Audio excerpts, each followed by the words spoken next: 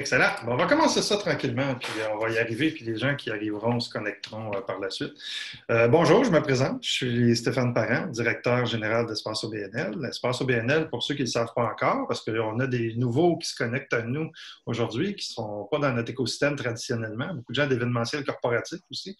Espace OBNL, c'est un endroit où on rassemble, on informe et on inspire les gestionnaires d'OBNL à travers la province, à travers les différents secteurs d'OBNL aussi. On existe depuis maintenant. En fait, la semaine passée, on a fêté notre 3e anniversaire. Youpi! On va se faire un petit Bravo! gâteau d'équipe demain. Je vous remercie d'être présent en si grand nombre pour notre 2e rendez-vous. Théoriquement, on devrait être un petit peu plus qu'une centaine de personnes ce matin, puisqu'on a pas mal d'inscrits, plus les gens. Là, on a déjà une vingtaine de personnes qui sont déjà joints sur Facebook. J'espère que vous en profiterez pour vider votre sac à questions, puis aussi avoir quelques idées qui vont venir de la part de nos présentateurs. Juste un petit rappel sur la programmation qui s'en vient. On a 2 autres rendez-vous. Tu sais, les rendez-vous, pour nous, c'est une occasion d'avoir des experts et des gestionnaires qui viennent nous parler de certains enjeux plus spécifiques à la gestion d'OBNL. Et aussi, ça nous permet en même temps d'avoir un temps où les gestionnaires se rassemblent et peuvent poser des questions. Les 2 prochains, il y en a un le 23 octobre sur l'impact social comme outil de développement et on a un autre le 20 novembre sur la santé mentale des gestionnaires qui sont une ressource essentielle.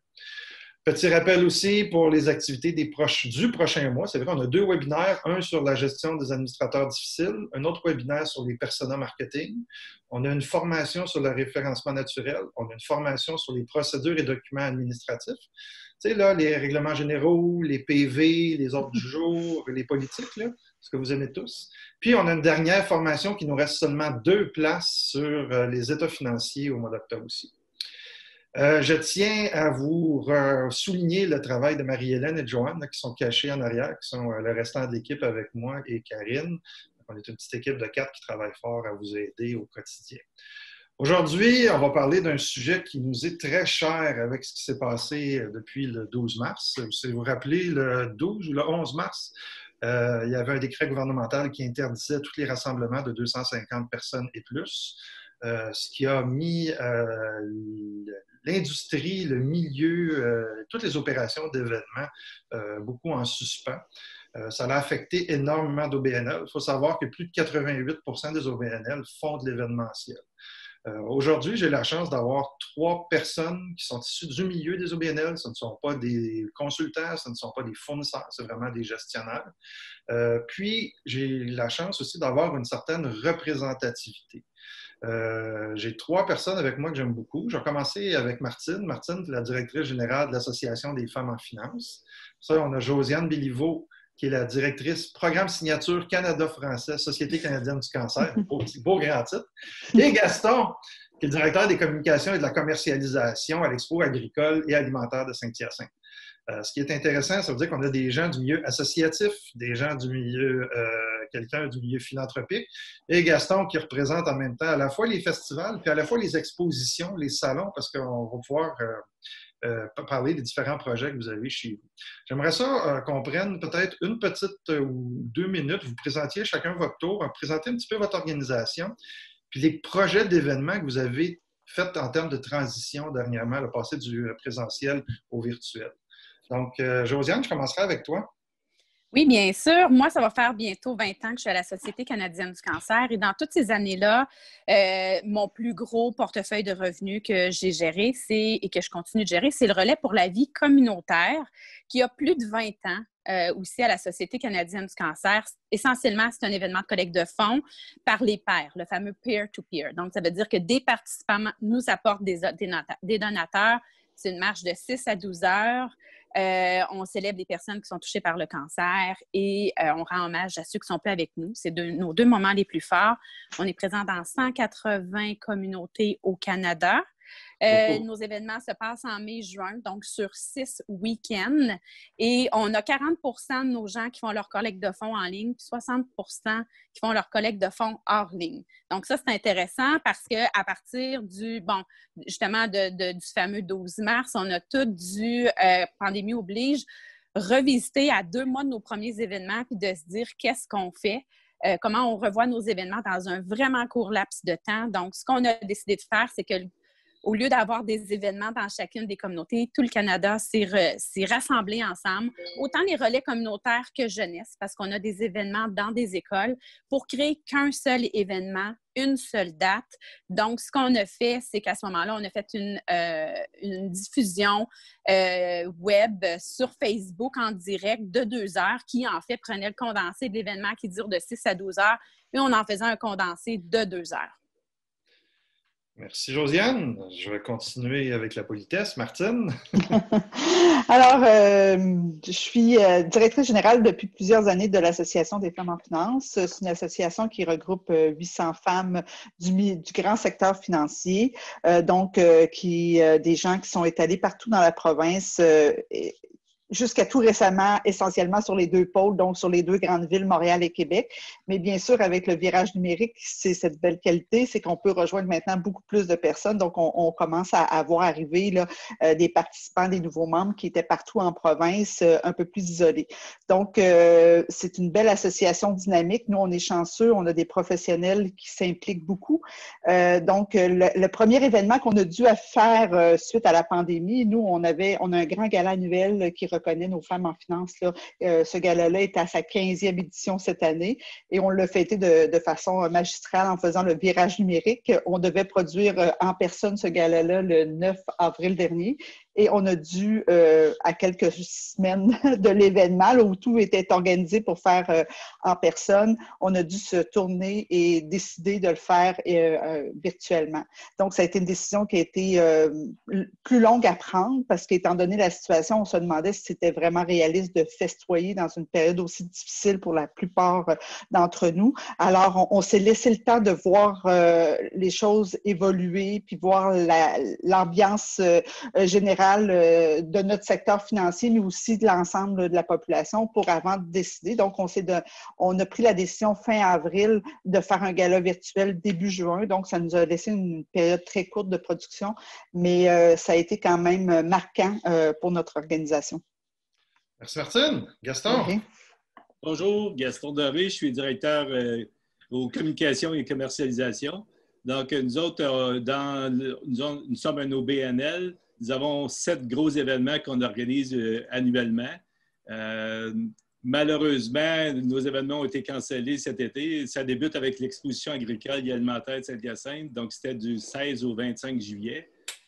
Malheureusement, on a dû le canceller. On a reviré au numérique. Donc, on a eu un événement virtuel que je vais en reparler.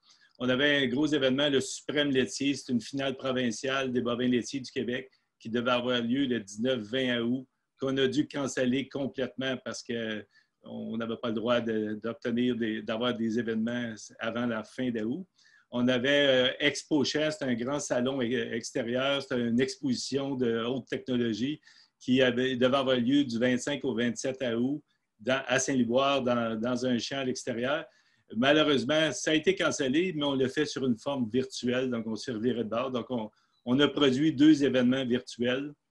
On a un gros gala qui est prévu au mois de novembre, le gala de l'excellence agricole Montérégie-Est.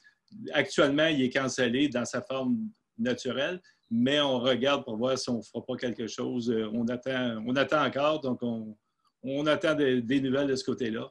Donc, on a un salon d'agriculture qui s'en vient au mois de janvier, qui est du 12 au 14 janvier. On est en décision de savoir si on le produit hybride, si on le produit seulement virtuel.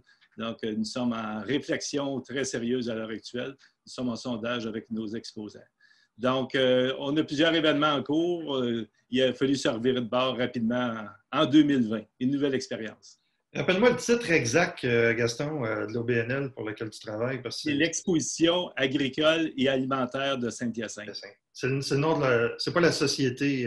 Non, l'OBNL, c'est ça. Dans le fond, ça fait partie de la Société d'agriculture de Saint-Hyacinthe. Donc, parce qu'on a plusieurs OBNL à l'intérieur de la... Donc, on a plusieurs chapeaux au bout de la ligne. Donc, c'est pour ça que je suis en communication, puis je travaille dans tous ces événements-là. On a un événement Plaisir Relâche qui est au mois de mars aussi. Donc, on a 7 gros événements qu'on produit chez nous sur notre site. Ouais, c'est une bonne programmation. Puis je suis content de t'avoir, Gaston, pour ça, parce que tu as dans ton portefeuille différents types d'événements. Puis vous êtes à peu près les premiers à avoir fait entre guillemets, là, appelons ça un festival là, avec l'exposition agricole. Tu sais, normalement, vous avez quoi? Plus de 100 000 personnes sur le site. Là. Fait que, Presque 200 000. 175 000. On a en moyenne 175 à 200 000 personnes pendant les 10 jours d'activité au mois de juillet. Toi, ton gala, Martine, ton gala, c'est quoi? C'est combien de centaines de personnes normalement? En fait, on est à guichet fermé parce que nous, on choisit de rester avec un nombre restreint. Donc, le maximum qu'on voit, c'est 650 personnes. Puis à chaque année, c'est guichet fermé. Donc, au moment de prendre la décision pour faire le virage numérique là, du gala, la totalité des billets était déjà vendue. Josiane, on parle de combien de personnes pour le volet dont tu t'occupes? Oui, nous, c'est environ 40 000 participants, puis une 100 000 donateurs.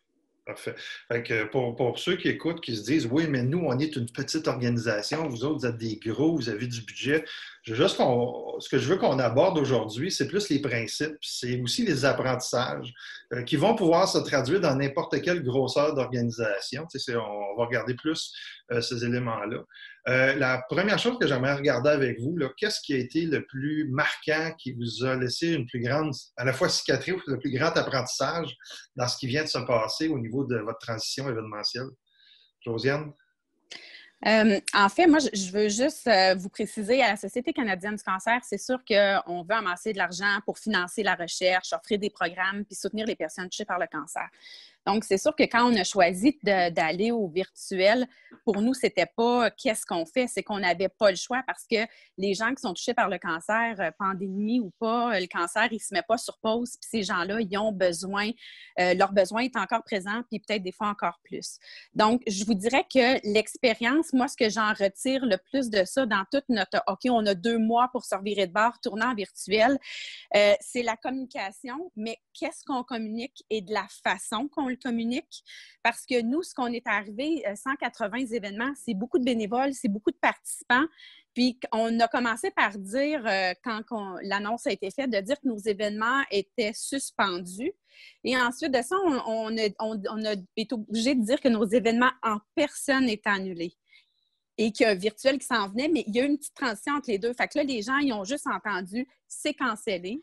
Et là, quand on est revenu à faire la promotion avec le virtuel, bien là, il a fallu revenir au lieu d'avoir gardé nos gens dans la communication. C'est sûr donc, nous, c'est le choix des mots, comment on communique, à qui on le communique. Puis un autre apprentissage, c'est vraiment d'intégrer les parties prenantes. Donc, de vraiment prendre le temps de dire pour qui on fait l'événement, avec qui on le fait, puis s'assurer qu'on a le temps. C'est sûr que le temps, il joue un petit peu contre nous, mais de prendre le temps de consulter pour s'assurer qu'on va avoir les bons partenaires, les bonnes ressources et que l'événement va convenir à la population. Merci. Martine? Je dirais que ce qui a joué, c'est vrai que le temps, là, dans cette situation-là particulièrement, a été vraiment un facteur où on avait très peu de temps pour réagir. Puis quand on réagissait, on se rendait compte que les choses changeaient la minute d'après. Fait que ça fait en sorte que tu es toujours en re-questionnement sur la décision que tu as prise. Alors ça, c'est sûr que la communication, je suis d'accord avec Josiane, c'est vraiment important. Où ça a été difficile aussi, c'est de faire embarquer les gens dans un esprit positif que ça allait être vraiment bien ce qu'on allait vivre virtuellement et dans une période où l'esprit n'était pas à la fête nécessairement ou à ce genre de préoccupation-là, peu importe la préoccupation, puis d'être capable de convaincre les gens puis de se laisser le temps d'absorber tout ce qui se passait. Donc, peu importe quand on fait des changements, là, c'est important de se laisser ce temps-là. Donc, moi, je pense que maintenant, avec le temps, c'est vraiment d'arriver à être capable de bien communiquer l'expérience qu'ils vont vivre, que ça va être quelque chose de différent, de ne pas vendre une réplique de ton gala en personne, que ça sera pas ça, mais ça va être d'autres choses. Puis ça, c'est vraiment là, du travail. Puis je pense que tranquillement, les gens commencent à sentir qu'ils peuvent se faire des choses différemment, ils sont plus ouverts. Mais au début, là, c'était comme « Ah non, fais pas le gala, là, tu vas perdre. » C'est pas ça le gala, c'est pas cette expérience-là. Puis ça, c'est difficile parce que tu veux honorer, tu veux te mettre de l'avant, tu veux mettre tes membres de l'avant, puis là, tu n'y arrives pas parce que les gens ils ont tout de suite des freins.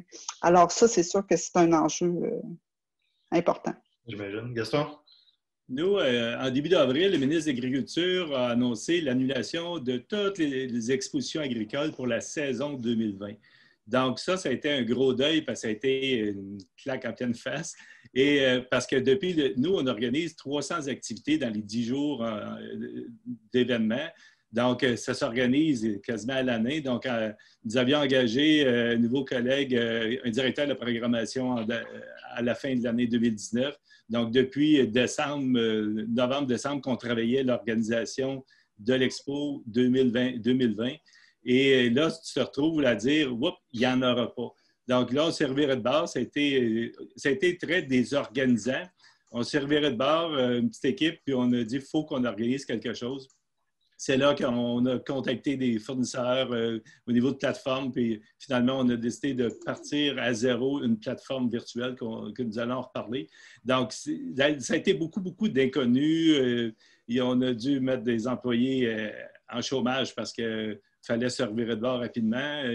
Là, on a refait les budgets, puis les budgets, il fallait les faire, les refaire et les défaire. Oui, ça... Ça n'a pas été évident parce que personne, on était dans l'inconnu. Est-ce que ça va durer 1 mois, 2 mois? On savait que l'exposition était cancellée, mais nos autres événements, est-ce qu'on va les tenir, oui ou non? Donc, ça a été vraiment de réfléchir, de voir comment on peut organiser, puis comment on peut satisfaire notre clientèle pour garder notre place dans nos dates de fin de juillet. On voulait garder notre place dans l'horaire puis auprès des gens. Donc, c'est pour ça qu'il a fallu se revirer de bord puis aller au virtuel dans ce cas-là. Oui, puis on s'entend là, avec ce qu'on voit cette semaine où le gouvernement veut revenir en arrière sur les rassemblements, où on parle de réduire les rassemblements privés. On s'entend qu'on ne s'oriente pas vers une reprise des événements à moyen terme. Puis les événements moindrement d'une certaine ampleur, comme les vôtres, nécessitent du temps de préparation de 6 mois à 1 an, 1 an et demi, même dans certains cas. Ce qu'on discute aujourd'hui, c'est une nouvelle réalité qui va être viable encore pour 1 an, peut-être 2, même si on va parler peut-être d'hybride à moyen terme, mais pour au moins les prochains mois, on va devoir rester au moins 100% numérique. Là. On ne s'oriente pas vers une reprise des événements. Et d'ailleurs, je suis curieux de comprendre un petit peu comment était la dynamique avec vos conseils d'administration. Est-ce que vous avez été capable de leur suggérer des choses ou c'est plus des commandes qu'eux ont passées?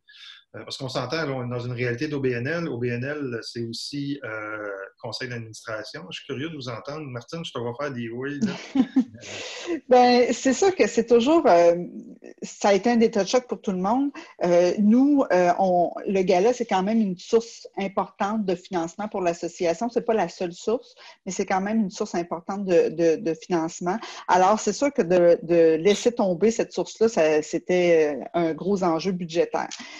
Mais au-delà de ça, dès qu'on a été capable de se dire, OK, je pense qu'on pourrait le faire vivre virtuellement, j'ai expliqué mon plan au conseil d'administration, puis ils ont été super ouverts, puis ils ont adhéré, puis ils voyaient aussi la valeur ajoutée de pouvoir exploser notre audience, de pouvoir aller chercher des nouvelles personnes qui ne nous auraient pas vues autrement, de faire rayonner nos partenaires, de faire rayonner nos membres qui sont mis en lumière dans cet événement-là.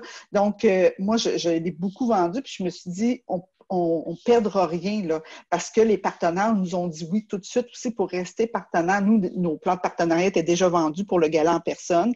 Alors, je leur ai proposé de complètement flipper ça vers le gala virtuel, puis ils m'ont tous dit oui. Alors ça a été rassurant rapidement parce que je savais que mes partenaires me suivaient. Alors là, à partir de là, j'ai été capable de le vendre au conseil d'administration en leur promettant que je ne ferais pas d'argent, mais que j'en perdrais pas. Parce que si je ne le produisais pas, il y avait plein de frais que j'avais encouru, parce que nous, on était à minuit -1 du gala, là.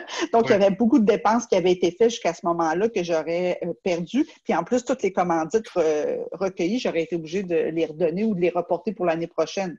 Alors là, c'est comme ça qu'on s'est entendu. Puis le gala, le conseil d'administration a été super ouvert à cette idée-là. Puis se sont dit qu'ils allaient pouvoir utiliser ça vraiment comme pour faire rayonner l'association de façon plus large. Gaston, chez vous? Nous autres, le conseil d'administration a été les premiers membres à canceller, à dire, bon, il n'y aura pas d'expo avant que ça soit annoncé. Tandis que nous autres, en étant à l'interne, on disait, non, on est optimiste, ça va se replacer. Mais finalement, quand la décision est tombée, bon, ils avaient raison. Là, nous autres, on a travaillé des dossiers à l'interne, disant on pourrait faire ci, on pourrait faire ça.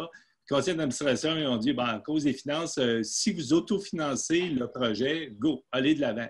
Mais là, tu es à 2 mois de l'événement. Il faut que tu trouves tes partenaires, il faut que tu convainques tes partenaires que c'est complètement différent, ça va être une nouvelle plateforme. Tu ne connais pas la plateforme, tu ne sais pas qu'est-ce qu'il va y avoir dessus, comment tu vas être capable d'offrir de la visibilité à tes partenaires. Ça a été très difficile. Donc, mais on s'est reviré de bord.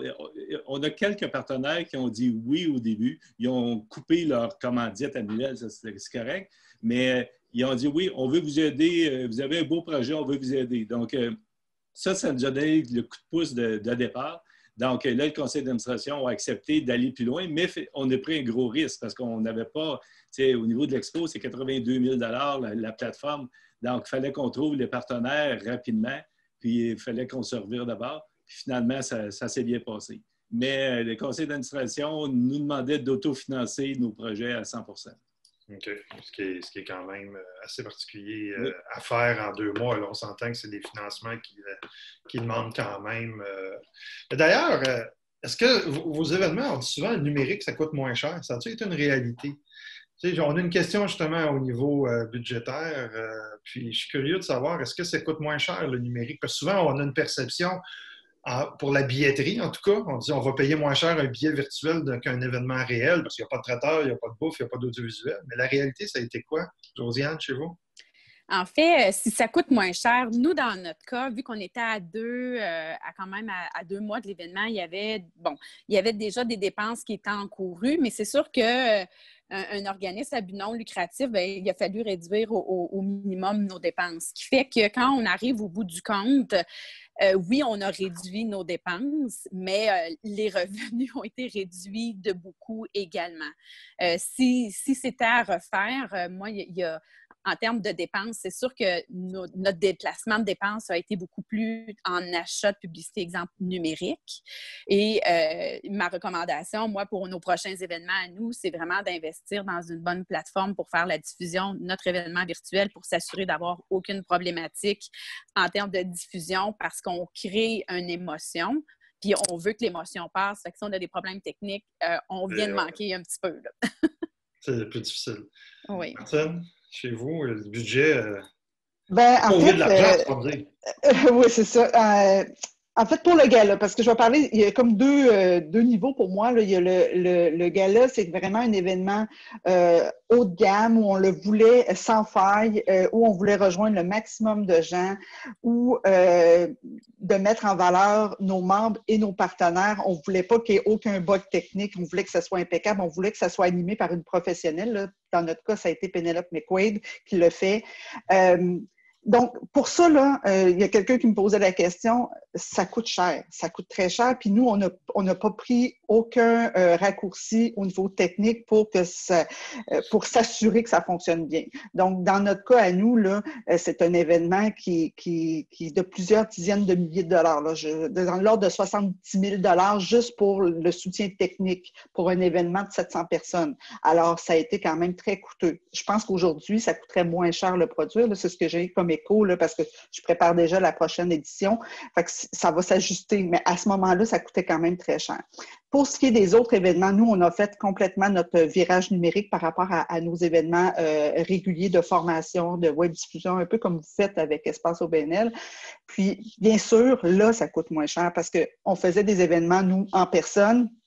Souvent, les salles étaient prêtées, données par nos partenaires parce qu'on allait dans les grandes banques. On a un milieu aussi où l'environnement est propice, il faut le dire. Là, je travaille avec les grandes banques et les grands cabinets, donc ils nous reçoivent dans leurs belles salles et tout ça, mais le traiteur, l'audiovisuel, il fallait le payer. Là, en Zoom, ça ne nous coûte rien ou à part la licence. Fait que c'est sûr que ça dépend de quel événement et de la qualité que tu veux. On réussit à faire quand même une très belle qualité avec Zoom pour nos événements réguliers là, de formation et de webinaires. Mais mon équipe est extraordinaire. Ils se sont formés en accéléré cet été pour s'assurer. Puis on va chercher aussi tout le soutien nécessaire pour être capable d'augmenter l'expérience. Donc là, ça, c'est de la finesse. Là, c'est vraiment pour être capable de bien animer les groupes, pour être capable de permettre le réseautage, pour être capable de permettre les échanges sans sans bavure là, technique. Alors, mon équipe a fait vraiment un travail incroyable là-dessus, puis ça fait une différence. Puis ça, c'est pas nécessairement très coûteux. Gaston, Nous, vous avez sauvé de l'argent, j'imagine. Avec un festival, ça coûte tellement cher. Que... Ça a été presque pareil. On a un budget annuel habituellement de 3 millions, 3 millions et demi. Là, ça a été 85 000 cette année. Mais c'est complètement différent. Au niveau de l'expo, malgré qu'on a réussi à avoir un échantillonnage d'activités pour satisfaire, dans le fond, notre clientèle, mais c'est complètement différent. On avait prévu d'avoir une section de la plateforme payante, parce qu'habituellement, à l'expo, on a 3 scènes, on a 3 shows par soirée, donc on a 30 shows pendant l'événement. Là, on avait prévu 2 shows, 2 shows, et on pensait des ventes à 15 $. Puis quand on s'est aperçu que là, on se retrouve au mois de juin, qu'il y avait plein d'artistes qui donnaient des shows gratuits en direct, donc on ne pouvait pas se permettre de faire payer, on n'aurait eu personne. Donc, on a reviré notre chapeau de bord, on s'est trouvé des partenaires, et là, on a tout offert gratuitement, et l'accès à la plateforme, et tout était gratuit sur la plateforme, parce qu'on avait trouvé suffisamment de partenaires pour ça. Mais c'est complètement différent. Qu'est-ce qui est désolant, c'est que on a 400 employés habituellement pendant ces 10 jours-là. Là, on avait des responsables. Donc là, tu n'as pas de responsables, tu n'as pas d'étudiants, tu n'offres pas l'opportunité à des étudiants de travailler l'été, tu n'offres pas l'opportunité de revoir tes responsables qui, ça fait 20, 30 ans qu'ils travaillent ici à l'Expo. C'était notre 183e édition. Et là, tu te retrouves que tu ne peux pas les faire travailler. Donc, c'est désolant. Tu as tes bénévoles aussi que tu ne peux plus impliquer de la même façon. Ça devient... c'est tout ton écosystème. Je suis curieux de vous entendre tantôt sur le futur parce que cet écosystème-là ne reviendra pas l'année prochaine. Fait que si on saute 2-3 ans où on a justement tout notre monde, comme vous autres, Josiane, c'est une grosse structure de bénévoles. Qu'est-ce que vous allez mettre en place cette année pour vous assurer qu'ils vont être encore là en 2023? En fait, de la façon qu'on travaille, c'est qu'on change un petit peu leur rôle parce que le responsable de la logistique, bien, il n'en fait pas de la logistique si on ne fait qu'un seul événement virtuel. Mais on est tous en train de regarder leur rôle parce que pour nous, ce qui est important, c'est de maintenir le lien avec la communauté. Puis nos bénévoles, c'est eux qui connaissent très bien leur communauté. Donc, c'est vraiment de retourner au relationnel, d'être proche de nos participants, leur faire vivre une expérience. Puis aussi, pour nous, là, puis ben, je pense que pour tout le monde, les réseaux sociaux, ça a pris une grande, grande place. Donc, tout ce qui était le relationnel qu'on avait en personne dans la préparation et à l'événement, on a vraiment ressorti ça puis de dire comment on peut le mettre en place sur les réseaux sociaux. Exemple, on avait une nouvelle personne ou une nouvelle équipe qui s'inscrivait, bien, on l'accueillait sur les réseaux sociaux. Les gens, nous, quand ils nous donnent, ils veulent savoir qu'est-ce qu'on fait avec leurs dons, c'est quoi l'impact qu'ils ont. Donc, on a vraiment beaucoup utilisé Facebook et d'autres réseaux sociaux pour communiquer puis créer cette communauté-là de rester proches. Donc, maintenant, on va travailler avec nos bénévoles à les aider à développer encore plus les différentes choses qu'ils peuvent faire en termes de développer leur relationnel, être proche de leurs gens, en termes de recrutement, le soutien à la collecte de fonds et comment on peut être présent puis créer cette émotion-là avec les réseaux sociaux. Moi, je vous écoute, ça a l'air d'avoir tout super bien été. Qu'est-ce qui était difficile? Martine, je vais commencer avec toi, j'aime ton sourire. Ça parle. C'était quoi la principale difficulté ou le principal questionnement dans cette transformation-là? Honnêtement, moi, c'était de ne pas être certaine de rien. Tu sais, de prendre une décision, puis à chaque minute, de me dire, est-ce que j'ai pris la bonne décision? Est-ce que... Puis là, moi, je travaille avec mes membres, on est une petite organisation, là, on n'est que 4 permanents, donc puis on gère quand même presque une centaine d'événements normalement annuellement. Donc, on fait beaucoup, mais c'est avec nos membres bénévoles, un peu comme Josiane, on compte sur eux pour avoir le pouls. Alors là, chaque fois que on me disait, Martine, on fait ça comme ça ou comme ça, là, je me questionnais, je posais des questions, là, on prenait la décision, puis là, 2 minutes après, je me disais, j'entendais quelque chose, non, on serait mieux de faire ça comme ça, un petit pas de côté, un petit pas par en avant. Mais honnêtement, cette incertitude-là nous pousse à penser autrement, puis à revenir à l'essentiel. Tu sais, moi, tout le temps, là, je me disais, OK, pourquoi on fait cet événement-là, le gala, entre autres? Pourquoi? Qu'est-ce qui fait que les gens vont venir à notre gala plutôt qu'à n'importe quel autre gala corporatif à Montréal? fait que là, j'allais chercher ça, puis là, je posais des questions, puis on revenait, puis on prenait des décisions en fonction de cet objectif-là, et non par rapport aux commanditaires, puis j'en ai tenu compte beaucoup à mes commanditaires, mais eux aussi, tu sais, je me dis, si on focus sur le bon objectif, on va arriver à plaire à plus de monde. Mais donc, moi, cette incertitude-là, je trouvais ça difficile. J'ai hâte de faire le deuxième virtuel pour me dire que j'ai un petit peu d'expérience. Ça a été difficile. Puis, c'est sûr que de convaincre des gens qui vont vivre autre chose, je le disais tantôt, là, c'est quand même... je le savais que ça ne serait pas le gala en personne. Puis nous, on avait un succès depuis 15 ans. Les gens... adorent le gala en personne, puis c'est comme un momentum de l'année là, à l'association. Là, je leur dis, OK, je dis toujours, ça ne goûtera pas la même chose, c'est pas la même saveur, mais vous allez vivre quelque chose de complètement différent. Puis après coup, les gens m'ont dit, wow, Martine, je pensais pas qu'on allait apprécier prendre un petit verre de vin en Bermuda sur notre terrasse, puis écouter le gala, puis avoir des émotions autant que quand on est en salle. Puis le fait d'être en virtuel, je trouve que le message passe encore plus directement parce que tu n'es pas dérangé par l'environnement. C'est ça. Moi, mon gala, on est avec des participants qui sont majoritairement féminins. Disons que le niveau de bruit, des fois, ça monte, là, ça placote, ça a du plaisir et tout ça. Je te conseille tous les galas, Martine, surtout à partir du 3e verre de vin, ça devient plus difficile d'avoir l'attention du groupe. C'est normal. Effectivement, mais en même temps, lors de virtuel comme ça, on avait l'attention complètement portée sur la personne qui prenait la parole, autant sur les partenaires que nos lauréates. Puis ça donnait des moments d'émotion incroyables. Tu sais, si tu t'entends vraiment ce que le message a passé. Fait que ça, je trouve que c'est quand même positif, mais il fallait vendre cette salade-là. Là. Il fallait l'expliquer puis y croire surtout. Là. Gaston, chez vous, votre principal apprentissage ou difficulté à pouvoir là? C'était pas évident parce que tout était nouveau. Il fallait recommencer avec une page vide. Quand on regarde sur le site, là, on a 6 gros pavillons, on connaît les superficies, on sait combien de personnes, quelle activité qu'on peut placer. Tu sais, nos gens, l'équipe, on est rodés. Mais là, de recommencer avec une page vide, qu'est-ce que tu peux mettre sur la plateforme? Tu ne connais pas le fournisseur, tu pars de zéro. Il a fallu développer tout le contenu de A à Z. Ensuite, à quelle place ils vont mettre ça sur la plateforme? Comment on va être capable de donner... Toute la scénarisation aussi. Ouais. Comment on va être capable d'offrir la visibilité à nos partenaires? Puis les partenaires, il fallait qu'on leur vende l'idée, il fallait qu'ils nous fassent confiance aussi. Donc, travailler avec l'équipe, le nouveau fournisseur, finalement, ça s'est super bien déroulé. Ça prend une communication là, à tous les jours, à tout instant. C'est ça qui était... Il fallait communiquer, puis on ne pouvait pas être 10 dans l'équipe principale parce qu'on serait perdu. Donc là, on avait chacun notre rôle. Nous étions 3 qui avaient un rôle de communication avec le fournisseur de la plateforme. Puis le reste de l'équipe là, travaillait à sortir des idées et tout ça. Donc, c'est beaucoup d'inconnus. Il faut que tu te revires d'abord rapidement. Puis, tu as un délai. Tu sais que ça s'en vient. C'est le 16 juillet, ta date, que tu dois être en ligne. C'était pas évident. Puis aussi, il fallait faire des tournages à l'extérieur. On est allé dans des fermes, tourner dans les étapes. Donc, il fallait que les vaches soient dociles, il fallait que tout soit coordonné. Puis ça, c'était pas évident parce que... J'avoue qu'on n'a pas tous l'occasion de travailler avec des animaux live aussi. Là, non. Puis, dans le fond, tu as un budget à respecter. Donc là, il faut que tu demandes une soumission, mais ça te prend le prix ça te prend le prix hier parce qu'il faut que tu cédules pour demain.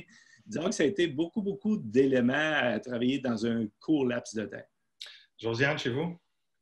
Bien, en fait, une des grosses difficultés, c'est de faire en sorte que les gens continuent de s'inscrire parce qu'on amasse des dons.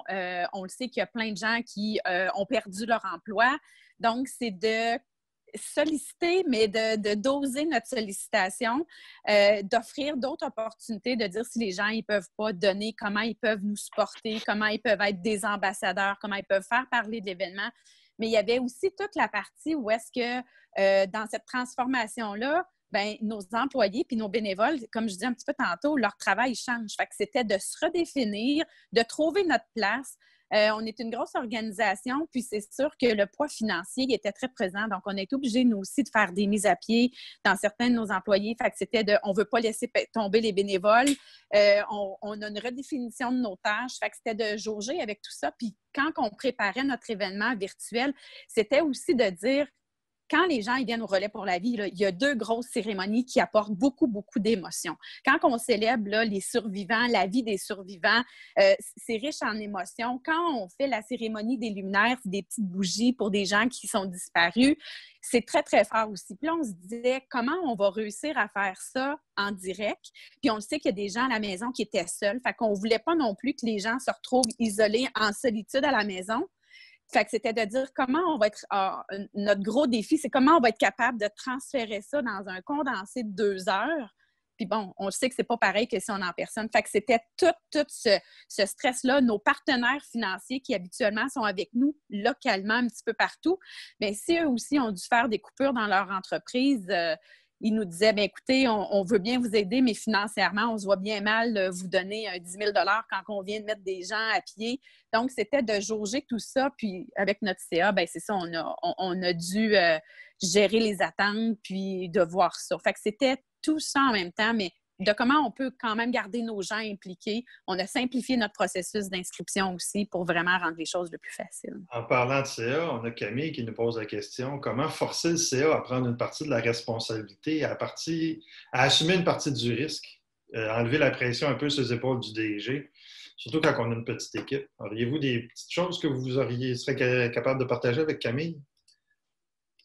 Bien, il faut leur communiquer au fur et à mesure du développement, dire, bon, on a trouvé tel partenaire. OK, donc, dossier. Chaque petit pas, dans le fond, on avait un système d'information par courriel. Le DG est en communication constante avec eux autres. Donc, il fallait communiquer. Ce n'était pas des appels conférences, des petits textos, des courriels, de toutes les façons possibles pour montrer que ça bougeait et que ça avançait. Donc, c'est la communication au bout de la ligne qui prime dans ces situations-là. Puis il y a un climat de confiance aussi. Les gens, ils savent qu'on a un budget à X, ils nous connaissent, on n'y aura pas de dépenser ou investir 3 fois le budget. Donc, ils savaient qu'on était capable de respecter le budget malgré qu'on prenait certains risques. Non, puis on s'entend que c'est pas rendu en crise qu'il faut qu'il y ait une relation de confiance entre la direction générale et le conseil d'administration. C'est au quotidien. Puis quand la crise arrive, là, il faut déjà que les administrateurs puissent se fier puis avoir cette confiance-là. Puis c'est un petit peu... je pense que la confiance entre un CA puis une direction générale, ça se gagne au quotidien à travers une série de démarches. Là. Puis c'est un petit peu, on a un document, là, on a une marche à suivre, si on veut, sur notre site Internet qu'on a mis en place, là, les 10 étapes pour convaincre votre conseil d'administration, puis on s'en va vraiment là. La confiance, la façon de communiquer, la connaissance de tes administrateurs, en tout cas, il y en a d'autres. Je suis curieux aussi, une des grosses questions qu'on reçoit au quotidien, c'est quelle plateforme, comment... Je suis curieux, dans vos 3 cas, qu'est-ce que vous avez utilisé? Moi, On va finir avec Gaston, parce que vous autres, c'est un cas particulier. Là. Ben, en fait, de notre côté à nous, là, c'est sûr qu'avant de choisir une plateforme, là, on s'est assis et on a regardé c'était quoi les besoins, comment on pouvait faire notre virage, qu'est-ce qu'on voulait comme produit final. Nous, on a la chance de travailler avec un organisateur d'événements depuis 15 ans, c'est 11 ans qu'on est avec eux. Ils nous connaissent très bien. C'est Lulu Événements. Là. Je les nomme parce qu'on me pose la question plusieurs fois par chat. Là. C'est une équipe extraordinaire. Je pense que d'avoir confiance en l'organisateur d'événements ou ceux qui t'appuient dans l'organisation, c'est important. Moi, je trouve que c'est un bon investissement d'aller vers des spécialistes en événementiel pour ce genre de trucs-là quand on est des OBNL, qui n'est pas nécessairement... Nous, on fait beaucoup d'événements, mais pour arriver à une qualité comme on veut, d'avoir un spécialiste qui s'occupe de tout ça, là, c'est vraiment essentiel. Donc, Lulu Événements nous connaît depuis de nombreuses années. Puis à partir du moment où on a fait le virage, on s'est assis pour identifier tout ce qu'on voulait, comment on voulait procéder, tout ça. Puis, elle a fait la recherche de la meilleure plateforme. Donc, dans notre cas à nous, c'était StudioCast, la plateforme. C'était une plateforme, c'est comme une chaîne YouTube, en fait. C'est pas une plateforme de discussion et d'interaction. Ça se passait par Zoom, puis Zoom était projeté sur StudioCast. Donc, ça permet une pénétration plus grande. Ça permet, parce qu'il n'y a pas de limitation par StudioCast, là, on s'entend, c'est comme une chaîne de diffusion. Puis par Zoom, ben, il y avait un contrôle de qualité qui était fait par des techniciens en arrière qui s'assuraient que les intervenants qui allaient prendre la parole étaient là, que le son, l'image était bonne. Puis à partir du moment où ils prenaient la parole live, ben, ils étaient transférés comme dans une autre salle, une chatroom, là. Puis là, c'est à partir de là qu'on était en communication avec l'animatrice qui était Penelope McQuaid, qui était, elle, en studio. Puis là, on faisait l'intervention de cette façon-là. Fait que c'est sûr que d'être bien accompagné, mais ça dépend du projet, ça dépend de... Puis je suis certaine qu'on est 3 ici aujourd'hui, puis on va utiliser 3 plateformes différentes. Puis demain matin, si je refaisais le gala, je ne sais pas si je réutilisais cette plateforme-là, parce que selon le besoin à ce moment-là, c'est vraiment important d'aller coller les besoins. Puis ça fait aussi une différence au niveau du coût, là. C'est sûr que tu peux revenir, on aurait pu tout faire sur Zoom, mais nous, on avait peur que la qualité soit moins bonne et qu'on ait moins de rayonnement. Donc, ça veut dire qu'il y a quand même une limitation avec Zoom, là, tandis qu'avec une chaîne de diffusion, c'était plus facile. Fait que ça a été notre choix. Josiane? Nous, on a utilisé le Facebook, la diffusion en direct, parce que, en fait, la première question qu'on s'est posée, c'est nos participants, sur quoi ils sont. Puis quand on fait la promotion, puis qu'on fait, exemple, de la publicité ou des choses comme ça, bien, c'est sûr que Facebook, ça ressort beaucoup, Facebook et YouTube. Fait qu'on a choisi Facebook, puis on a choisi YouTube aussi, mais il y a une chose qui est importante, c'est que quand on décide d'aller en virtuel ou qu'on doit se réinventer, il faut prendre des risques. Puis ça ne marche pas tout le temps. Ou ça ne marche pas tout le temps comme on veut. Donc, nous, on avait choisi Facebook et YouTube, puis on avait un fournisseur qui nous aidait là, à mettre tout ça ensemble. Puis on n'a jamais... Puis quand on est live, hein, c'est one-shot deal. Là. Si ça marche ou ça ne marche pas, notre YouTube n'a jamais voulu fonctionner. Fait que, et nous, vu qu'on est français-anglais comme organisation, on avait un Facebook français, un Facebook anglais, puis un YouTube, puis ça n'a pas fonctionné. Mais on a pris le risque, on l'a essayé, on apprend de ça, puis on va se préparer pour les prochaines éditions. Mais pour nous, ce qui était le plus facile, c'était qu'est-ce qui était le plus accessible et où est-ce que nos gens sont. Et puis pour un Facebook en direct, bien, les gens n'ont pas besoin nécessairement d'avoir un compte Facebook. Fait que pour nous, c'est ce qui était le plus facile et accessible pour nos gens. Gaston? Tout ça a été en 2 volets complètement différents, 2 événements. Donc, je commence à l'Expo agricole. Au début, on pensait de travailler avec nos sites Internet. Puis là, on s'est aperçu que, non, après avoir regardé ce qu'une plateforme pouvait nous offrir, donc c'était beaucoup plus flexible. Donc, on a commencé à regarder les plateformes. Puis, il y a un type de la région qui nous a abordés. Puis, il y avait de quoi nous proposer à développer avec nous autres. Puis lui, il était intéressé parce que lui ici, il était arrêté dans son entreprise. Donc, Christopher Leduc de FaZe, c'est une boîte mascoutaine, une boîte à Saint-Hyacinthe. Et il nous a proposé de développer là, selon ce qu'on voulait avoir. Puis lui, il avait une bonne renommée au niveau de vidéo. Il fait toujours de la qualité dans ses émissions, dans ses tournages vidéo. Donc, on avait confiance. C'est un jeune début vingtaine, donc c'est vraiment du potentiel. Et il y a une très belle équipe avec lui. Donc, on a développé ensemble. Donc, c'est FaZe, P-H-A-Z-E-S, le nom de l'entreprise. Puis, on a tout développé. Ce qui était difficile, comme je disais tantôt, on a développé tout le contenu qu'il a fallu tout lui fournir. La disposition, dans le fond, on l'a créé ensemble, la plateforme, mais on a obtenu des bons résultats. Donc, ça, c'est au niveau de l'Expo agricole. Au niveau d'Expo Champ, le dernier événement qu'on vient d'avoir, Expo Champ, c'est un salon où on a 300 exposants, c'est de la présentation, c'est du détail, c'est du commerce. Donc, ce n'est pas ludique, ce n'est pas événementiel, c'est vraiment commercial. C'est vraiment un salon qui a du réseautage, des échanges. Donc, il y a des plateformes qui existaient déjà aux États-Unis, c'est VFair, V-F-A-I-R-S. Puis, c'est une entreprise qui crée la plateforme comme telle. C'est une entreprise de Winnipeg, de Seedward. Et la plateforme existe déjà, la base. Mais il fallait juste fournir le contenu. C'est eux qui mettaient le contenu en ligne. Donc, tout a très bien fonctionné au niveau en ligne. C'était très bien. On avait des chats directement avec les exposants. On avait des auditoriums, des présentations. On avait de tout. Sauf que le problème qu'on a vécu, c'est qu'on a eu accès à la plateforme la veille au midi, donc on n'a pas pu vérifier. Pour tester, pour corriger. Donc, la première avant-midi, disons qu'elle était assez pénible, mais après ça, tout a bien été. Donc, mais on n'avait pas le choix. On voulait avoir quelque chose de Québec, produit Québec, mais ça, c'était une plateforme qui existait déjà, qui était fonctionnelle, qui avait fait ses preuves. Puis on n'avait pas le temps d'en développer une. Elle a répondu à nos besoins. Ce que j'entends aussi, puis ce que je vis, puis ce que je vois au quotidien, c'est que traditionnellement, les gens d'événementiel, c'était des gens de logistique. Là, il n'y a plus de logistique, il n'y a plus de traiteurs, plus d'audiovisuel, il n'y a plus de... Fait que c'est quoi les nouvelles compétences qu'on doit développer, puis vers quoi vous orienteriez, à la fois aux descriptions de postes, parce qu'on s'entend qu'on en a pour un bout, fait qu'il va falloir, dans certains cas, changer les équipes, mais dans d'autres cas, il y a les gens qui nous écoutent, il va falloir qu'ils suivent des formations, du contenu. Qu'est-ce que vous conseilleriez comme acquisition de compétences à faire, Josiane? En fait, c'est tout le développement du relationnel et de l'engagement. Nous, en collecte de fonds, définitivement, il faut se rapprocher de nos participants, nos donateurs. Donc, au lieu, justement, comme vous dites, de faire de la collecte de fonds, bien, il faut que les gens développent des compétences au niveau de la gestion des relations. Donc, tout ce qui touche, comme je disais, l'engagement des différents sympathisants, qui va autant du recrutement, du soutien pour nous au développement de la collecte de fonds, l'importance de la reconnaissance, de la fidélisation. Donc, c'est plus à ce niveau-là maintenant pour nous que des compétences doivent être développées. Excellent. Martine? Ben, je suis d'accord avec Josiane, mais de notre côté, là, je te dirais que la stratégie de contenu, c'est sûr que nous, on est très proche de nos membres.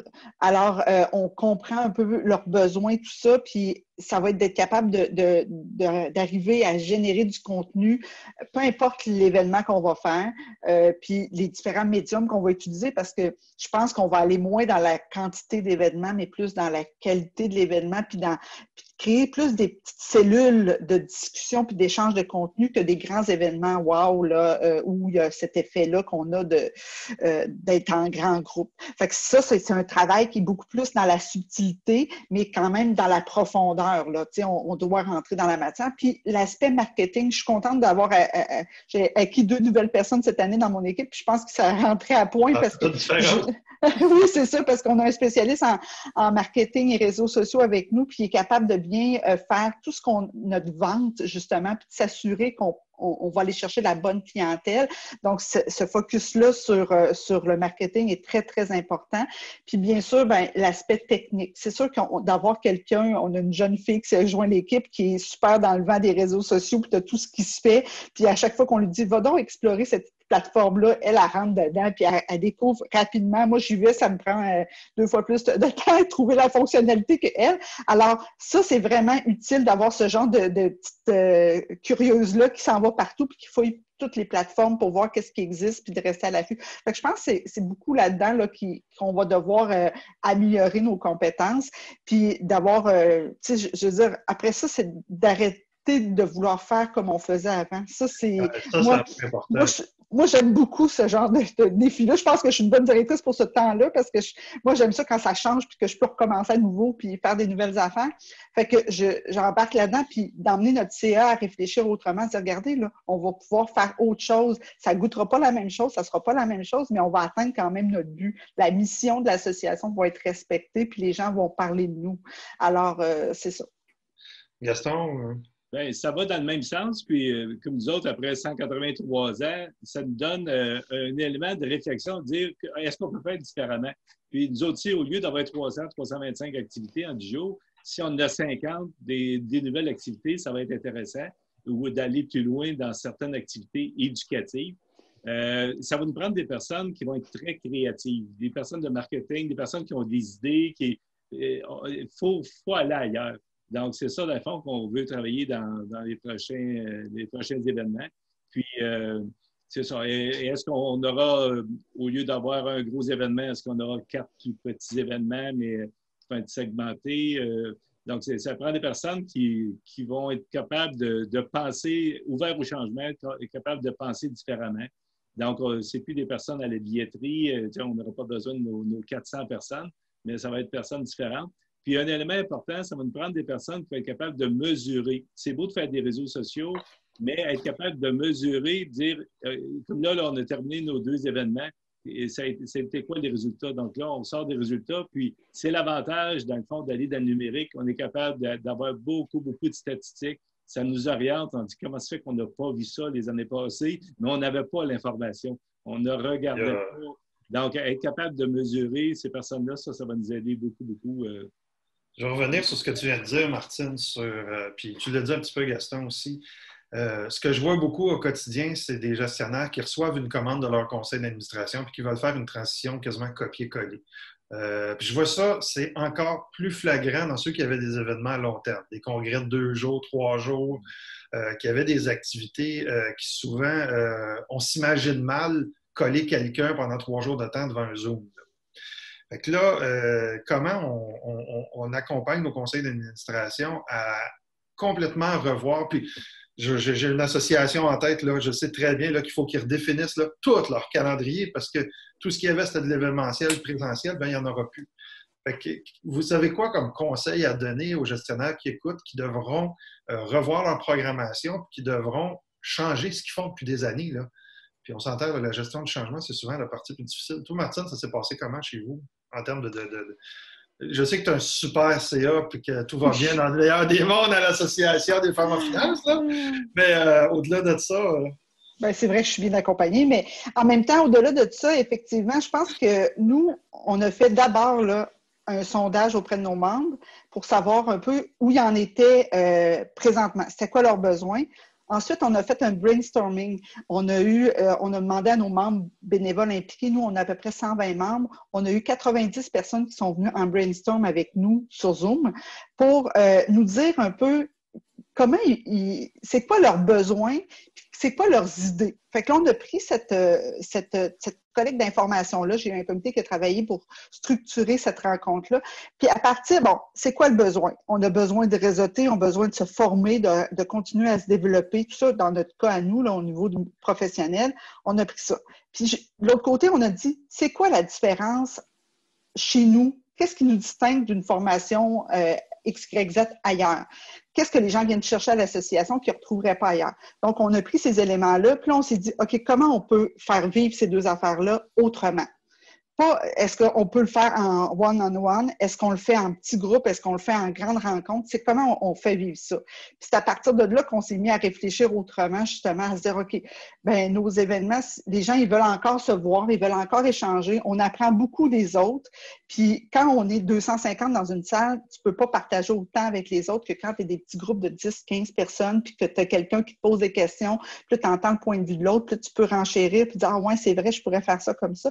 Alors nous, là, à partir de ces ingrédients-là, on s'est mis à construire des nouveaux formats d'événements. Puis comme on n'a plus besoin de se déplacer, comme nos membres n'ont plus besoin ou nos partenaires n'ont plus besoin de se déplacer, il y a une facilité quand même là. On gagne du temps dans ce moment où tu ne...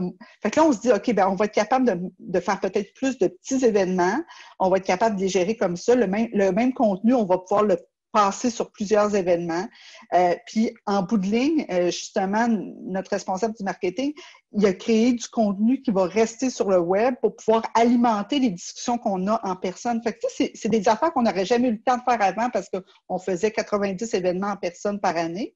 Mais là, on s'est dit, OK, là, on a du temps, on va concevoir une plateforme qui va être capable de recevoir ce contenu-là, qui va venir alimenter les discussions, puis va venir faire un complément aussi à nos discussions. Je t'écoute, là, puis tu me parles d'une réflexion stratégique. Ben oui, en accéléré. La première partie, là, la consultation, rassurer des gens, développer des outils ou des services en fonction des besoins, c'est un processus de réflexion stratégique. Ben, tu vois, moi, je suis de l'école où les réflexions stratégiques, je pense qu'il en faut. Je ne dis pas que mon conseil n'aimera pas si je dis qu'il n'en faut pas. Moi, je suis plus du genre à être sur le terrain puis à poser des questions puis à écouter. Moi, m'asseoir pendant 2 jours à l'hôtel puis discuter des grands concepts avec des gens qui ont des idées, mais qui le voient plus à haut niveau, qui ne veulent pas le détail, je comprends ça. Mais moi, là, sur le terrain, là, le détail, j'en ai besoin pour bien servir mes membres. Fait que c'est ce lien-là que je trouve intéressant. Je dis pas de ne pas faire de réflexion stratégique, ça donne des grands enlignements, puis c'est important. Il faut pas juste se fier à ça, il faut vraiment aller chercher le goût du terrain. Josiane, je suis curieux de t'entendre parce que j'ai vu, je suis abonné à différents, je viens du milieu de l'événementiel depuis 25 ans, je vois plein de choses passer. Puis là, la quantité de choses que j'ai vues où je vois des gens, on avait un casino en présentiel, on veut le faire en virtuel. On avait un souper de homard pour ramasser des fonds, on fait quoi maintenant? Écoute, il y a des dynamiques en philanthropie qui sont reliées au contact humain qu'on perd en numérique, là. Comment on redéfinit sa programmation dans ce temps-là? Oui, en fait, on est vraiment en train de travailler ça. On est en train de vraiment de regarder notre structure parce que le réflexe que les gens ont, c'est de dire, ben, on prend ce qu'on fait puis on fait juste assez de le mettre en virtuel.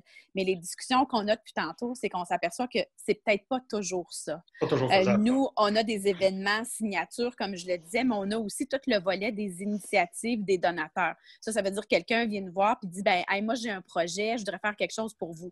Puis là, on a travaillé beaucoup notre structure, on a mis une nouvelle structure employée en place et on a vraiment scindé tous nos aspects de collecte de fonds. Puis chacune des équipes présentement est à travailler de dire comment on se redéfinit. Puis je pense que c'est vous, Martine, qui le dit, là, mais c'est on consulte nos gens, on consulte nos bénévoles, on consulte les gens qui sont avec nous puis de dire, OK, on a l'habitude de le faire comme ça. Maintenant, avec les contraintes, si on veut atteindre c'est quoi notre objectif qu'on veut atteindre? Dans notre cas, à nous, on va aller chercher de l'argent. Là, c'est de dire, bien, comment on peut le faire en respectant, puis c'est peut-être pas de refaire ce qu'on faisait l'année passée, mais c'est peut-être d'apporter de la nouveauté, d'innover. Nous, on a certains événements où est-ce que ils peuvent faire leur collecte de fonds en ligne. On est en train de voir, est-ce qu'on est capable de développer des applications qui vont être jumelées à ça ou est-ce que les gens ils vont pouvoir suivre leurs résultats, qu'il y aura des trucs ludiques. Donc, il faut aussi apporter de l'innovation. Merci. Puis, ce qui m'amène à parler un petit peu aussi, il nous reste quelques minutes, là, 3 pour ne pas dire, d'événements hybrides. Est-ce que c'est quelque chose que vous, parce qu'on a une question à ce niveau-là là, de quelqu'un sur Facebook, là, mais est-ce que vous, les événements hybrides, même, là, on a droit du 50 puis du 250, je dis théoriquement parce que c'est pas tout le monde qui va vouloir payer ses employés puis prendre un risque de fermer sa business parce qu'il a envoyé ses employés ou son staff ou sa famille dans un événement, là. Je pense que je suis curieux de vous entendre sur les événements hybrides. Gaston, toi le premier, parce que je sais qu'avec le volume que vous avez d'événements, ça va peut-être être quelque chose que vous allez envisager. Oui, on l'envisage. Nous sommes actuellement en réflexion pour notre grand salon de l'agriculture du mois de janvier. On a 4 pavillons, on sera capable d'organiser en conséquence là, un certain sens de direction. En tout cas, on a de la réflexion, mais on consulte nos exposants. Nous sommes en pleine période. Hier, on a envoyé un sondage, une dizaine de questions. Il y a 2 personnes qui sont sur le téléphone aujourd'hui qui appellent nos exposants, là, mettons, nos leaders. Et la semaine prochaine, il y a 6 personnes qui vont appeler les 300 exposants. On ne veut pas juste se fier au sondage, on veut parler aux gens, on veut les sentir, dans le fond, on veut savoir c'est quoi leur trip, leur fond de pensée pour avoir leur idée, parce que les autres, ça s'en vient, le mois de janvier, ça s'en vient à grands pas. Oui. Tout ce qu'on pourra faire en formule hybride, mais de façon sécuritaire. On a les bâtiments, les pavillons pour, mais il s'agit de... Est-ce que les gens vont être au rendez-vous? C'est ça. Et c'est pas évident parce qu'ils ne peuvent pas manger sur place. Donc, on peut avoir des boîtes à lunch, mais il faut qu'ils mangent à quelque part. Et ça prend toute une logistique. Là. C'est ça que nous sommes en train d'évaluer à l'heure actuelle.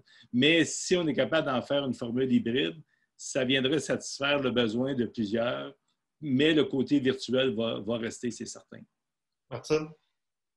Oui, bien, c'est nous aussi. En fait, présentement, je suis en train de planifier mon gala 2021. Donc, moi, ma formule présente est d'un gala hybride, mais j'ai fait mon montage financier puis ma planification en fonction que si jamais je ne pouvais pas le produire en personne, que mon gala virtuel allait quand même avoir lieu. Donc, c'est comme 2 expériences parallèles qui se rejoignent sur le web, là, parce que tout va se passer quand même sur le web, mais au moins la version en personne, si jamais on n'avait pas, parce que tu ne peux pas être responsable non plus d'une contamination. Je pense qu'au niveau de la notoriété de l'organisation, il ne faut pas que tu ailles jouer là non plus. Fait que, il y a les consignes gouvernementales qu'il va falloir voir à ce moment-là, là, déjà qu'on est un peu sur le frein déjà maintenant en début de saison. Puis aussi le fait de dire, OK, moi j'avais déjà sondé mes membres au mois de juin à dire, si je faisais un gala hybride, est-ce que vous allez venir en personne ou sur le web. Puis 60% de mes gens m'ont dit, ben moi, j'aimerais revivre l'expérience en personne. Alors, j'avais une quarantaine de pourcents qui voulaient continuer à faire que la version web. Fait que là, ça me convenait parce que je me dis, OK, si je vends mieux mon gala web, je vais avoir quand même une bonne audience. Plus mon gala en personne, ça va être un beau produit. Puis c'est des choses complètement différentes, des expériences différentes, mais qui ont un tronc commun. Mais il faut quand même prendre la réalité, c'est que moi, c'est corporatif, fait qu'il y a plusieurs directives qui viennent des employeurs qui vont faire en sorte que peut-être que moi, mes membres ou des gens qui ont l'habitude de participer vont avoir une directive de ne pas aller dans les événements publics de ce genre-là. Fait que faut que j'en tienne compte. Puis même les partenaires, tu sais, si je vends la visibilité ou la possibilité de faire quelque chose en personne, puis qu'il se passe quelque chose où ils sont frileux, je vais peut-être avoir de la misère à vendre ce côté-là. Fait que moi, mon montage a été vraiment de façon parallèle. Pour que si... mais j'aimerais bien, moi, arriver à dire, OK, il existe maintenant... On ne reviendra pas en arrière. Je pense que moi, à l'association, en tout cas, on ne reviendra pas à faire que des événements en personne. La version web restera toujours. Puis la version hybride, ben là, ça pourrait être intéressant parce que ça amène une autre dynamique entre les gens qui sont en personne, mais une autre difficulté aussi, là, parce qu'il y a tout un aspect technique qu'il faut considérer. Un aspect de captation vidéo. Puis là, c'est ça. La diffuser d'un studio puis de Zoom vers les gens, c'est une chose, mais là, dans une grande salle, de faire la captation du son, de l'image, c'est des coûts qui augmentent très, très, très rapidement pour faire des événements hybrides. Je suis curieux de vous entendre. L'événementiel, c'est du contact humain. En philanthropie puis en associatif principalement, l'aspect réseautage, il est super important. Puis, tu sais, des fois, les gens vont dans un gala, vont dans un souper, vont dans une activité autant philanthropique que professionnelle pour ça réseauter. Comment on recrée ce réseautage-là dans le numérique? Josiane? Nous, le réseautage, c'était vraiment les gens sur le terrain, là, le jour J. Là. Donc, un petit peu comme je le disais tantôt, nous, pour recréer ça, c'est vraiment les réseaux sociaux, c'est vraiment quand on a un nouveau partenaire, et là, on peut apporter la notion de petite vidéo. On va chez le partenaire ou le partenaire nous fournit une petite vidéo et on revient tout le temps au pourquoi. Donc, ils nous parlent de pourquoi ils prennent part à l'événement, pourquoi ils ont fait un don ou une commandite, des choses comme ça. Puis, on recrée ce réseautage-là, mais de façon virtuelle dans les réseaux sociaux. La même chose quand on a des survivants du cancer qui sont des présidents d'honneur ou des porte-paroles. Encore là, c'est de faire du bruit alentour d'eux sur les réseaux sociaux, puis d'essayer, de par leur témoignage, de par un montage photo, de par une vidéo, vraiment essayer d'aller chercher le plus de gens puis d'engager le plus de gens alentour d'eux. Fait que, essentiellement, pour nous, présentement, c'est ça. Tous nos événements sont minimum de 250 personnes et plus. Donc, c'est sûr qu'on ne peut pas avoir des rassemblements. Ce qu'on a vu, certains de nos événements ont fait, c'est qu'ils se font des petits événements en direct. Donc, des groupes de discussion où est-ce qu'ils vont prendre les gens de leur communauté, puis ils vont se faire un petit direct ou un petit Zoom où est-ce qu'on est tous ensemble, puis on partage pourquoi qu'on est là, puis qu'on continue de motiver les gens envers la cause. Merci. Martine? Chez nous, c'est essentiel. Là, c'est la raison première de l'association, c'est de créer des liens et du réseautage. Alors, on a été très sensibles. Puis, veut pas, nous, dans notre domaine, beaucoup de gens sont partis travailler à la maison. Là, les grandes tours du centre-ville se sont vidées. Alors, les femmes en finance se retrouvent isolées. Fait que le réseautage est d'autant plus pour briser l'isolement, de dire, OK, là, je suis tannée de passer 8 heures par jour à parler juste à mon collègue, qui est bien intéressant, mais à un moment donné, j'aimerais ça parler d'autres choses que ce qui se passe dans le dossier présent. Puis aussi d'élargir puis continuer à élargir le réseau pour pouvoir rester à l'affût de ce qui se passe. Fait que là, on s'est dit, OK, comment on va faire ça? Parce que c'est pas évident, parce que malgré tout, le contact humain, puis d'être capable d'avoir des discussions parallèles entre deux personnes pendant qu'il se passe quelque chose en avant, ça, c'est une expérience qui est difficile à reproduire parce que sur Zoom, c'est bien le fun, mais tu peux pas parler dans l'oreille de ta collègue pour dire, regarde, qu'est-ce qui se passe, ou moi, c'est intéressant ça, ou moi, j'ai vécu ça. Alors là, on a focusé d'abord pour être capable de créer des périodes de réseautage. Quand on fait nos événements, nous, on a toujours une période avant ou après la conférence où on regroupe nos participants en petits groupes, puis là, les gens se présentent, puis apprennent à connaître. quand on arrive dans un grand événement en personne, souvent, c'est un peu intimidant d'aller se mettre dans un groupe de 4-5 personnes qui parlent, puis de s'introduire, puis d'aller se présenter. Là, c'est nous qui s'occupons de faire ça. Fait que les gens sont comme aidés à réseauter. Puis là, on anime ce réseautage-là, puis on trouve des nouvelles façons. On permet aux conférenciers d'aller dans ces petits groupes-là, puis d'aller ajouter à la discussion présente. Fait que il y a plein de nouvelles façons que nous, on a trouvées. Là, je suis en train de travailler pour justement ces conversations parallèles-là. Là. Tu sais, comment on va créer ça, cette petite complicité-là avec les invités qu'on invite à des événements habituellement que là, on ne retrouve pas. Fait que on est sur le cas. On va se trouver une façon, parce qu'il existe aussi d'autres façons de faire qu'on n'a pas les... Moi, je me suis fait parler, on avait une discussion avec votre équipe Espace OBNL, puis il y avait Edouard qui était là, qui nous parlait un peu du virage numérique, puis il a donné une couple de cues intéressants. Puis j'ai eu une discussion avec lui hier, justement, parce que malgré tout, le monde virtuel, il est beaucoup plus large que ce qu'on en connaît, nous. En tout cas, pour moi, là, moi, je regarde mes enfants. Pardon? C'est le premier problème. La technologie avance tellement. Les fonctionnalités. C'est ça. Ouais. On travaille avec Zoom depuis 6 mois et on n'en connaît pas 40% des fonctionnalités. Là. Ben exactement. Puis il faut juste regarder aller nos enfants. Moi, en tout cas, j'ai deux gamers là, qui jouent, là, puis on les voit jouer, puis parler à toute la communauté, puis d'avoir des chat rooms de discussion qui sont pas, ils sont en train de jouer, puis ils parlent avec d'autres personnes. C'est impressionnant, mais ça existe. Alors, si ça existe pour eux, je suis capable de ramener ça chez nous. Là. S'ils sont capables de se parler à 2-3 en petits groupes sans que ça dérange l'ensemble de ce qui se passe à l'écran. Fait que c'est juste de trouver la façon de faire. Fait que là, j'ai envoyé ma petite curieuse sur cette exploration de plateforme-là. Puis je pense qu'il y a moyen, mais il faut juste trouver puis se laisser le temps puis explorer. En conclusion, parce que ça fait déjà plus qu'une heure qu'on jase comme ça, moi, je suis curieux de vous entendre sur le positif de la crise. Qu'est-ce que cette transition numérique-là a amené de positif? Gaston, je vais commencer avec toi. Bien, ça a permis de se réinventer. Au bout de la ligne, on s'aperçoit qu'on est capable de résister au changement, de voir plus loin, puis d'être capable d'apporter des nouveautés. Ça a changé, ça a évolué beaucoup. Puis tu vas chercher, c'est là que tu t'aperçois des compétences de nos collègues de travail, des compétences cachées. Oh, puis là, tu découvres beaucoup de compétences, de joie. Les gens veulent avoir un événement, veulent créer, veulent aller de l'avant. Puis c'est pour ça que les gens, les bras ne tombent pas, c'est que les gens vont de l'avant. Donc, dans le fond, au bout de la ligne, c'est du positif. Là. Ça nous permet de penser autrement, puis de lâcher nos vieilles habitudes de penser vraiment autrement. Josiane? Nous, je dirais le plus positif, c'est parler d'une seule voix. Au lieu d'avoir tout le temps des agents multiplicateurs qui vont livrer le même message, mais 180 fois, c'est qu'on a pu parler d'une seule voix à tout le monde. Quand on s'est tous mis ensemble, on s'est mis à communiquer à tous nos employés, tous nos bénévoles, tous nos participants en même temps.